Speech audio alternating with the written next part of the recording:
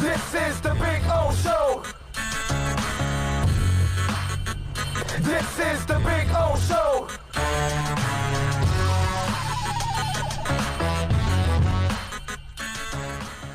Big O, could you give us your opinion regarding Griese, his quality as a QB and a passer in his era and his place in the Hall of Fame? I've been hearing talk on social media that he's revered just because of 72. I disagree. Your thoughts? Look, man, he was a winner and a player at Purdue. He had to play a certain game with the Dolphins, and he was patient enough, smart enough, and a team player that that's what he did. Look, was Griese ever going to be Dan Fouts and throw the ball 50 times a game? That's probably not his game, but it wasn't required in those days. It was more of a 3 yards and a cloud of dust type of football in those days. And they had Zonka kicking Zonka kicking Morris and Warfield on the outside. So when you have that threesome at running back, Shula wanted to control the ball.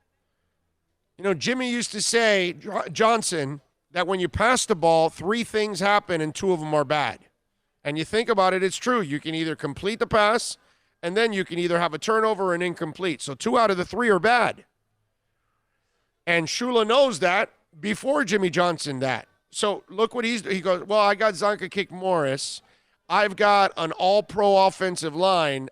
You know what? We'll go about punching people in the mouth up and down the field, and my smart quarterback will hit the receiver when he needs to hit him.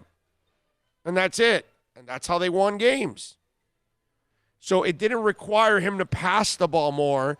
If he would have had to pass the ball more, he would have put up bigger numbers. I find it unfair to take it out on him that the team he was a part of, the offense he was a part of, did not require him to air it out as much. And then people want to take credit away from him when his team won 2 out of 3 titles.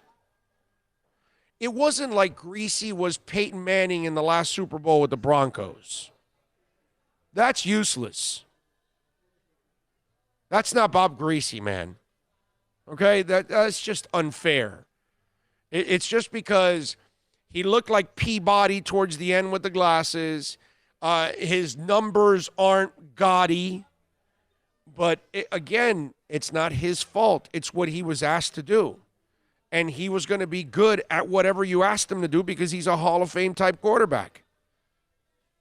And it wasn't like he was some schmuck that just showed up and played a couple good games in the NFL. He's a hell of a quarterback at Purdue.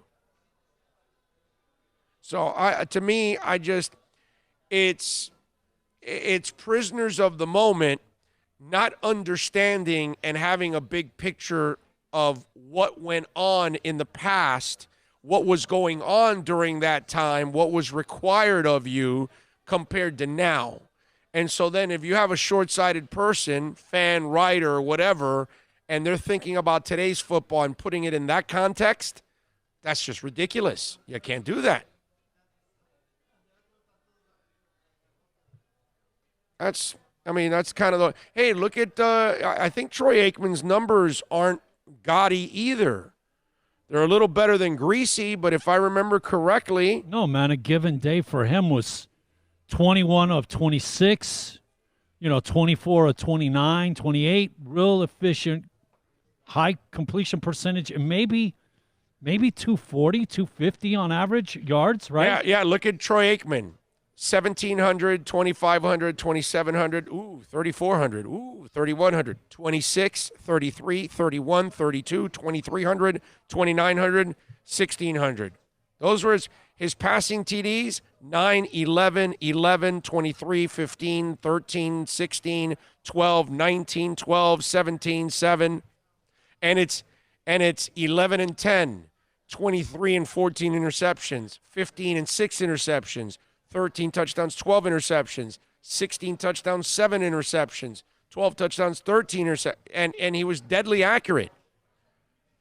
His completion percentages, 65, 63, 69, 64, 64, 63.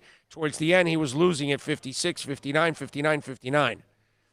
Look, you remember the Super Bowl. But it was a running offense with that monster line and Emmitt Smith. And so he only had to make certain passes in a game. And so am I supposed to hold it against Troy Aikman? I can't do that. I watched the guy. When you needed a big pass, he made it. And he was deadly accurate on it.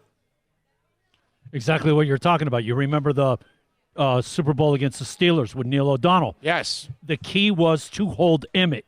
They did. They held Emmett to, I think, 60-something yards.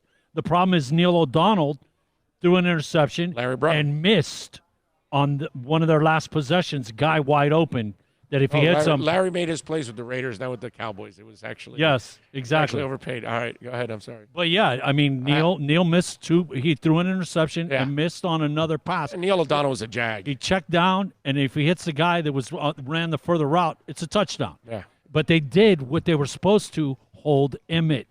And they did. You have to look at the era. You have to look at how they played the game and what was required of them and what the coach required of them. So I'm not going to hold Bob Griese. I'm not going to hold Troy Aikman and hold it against them because they were tied to running teams.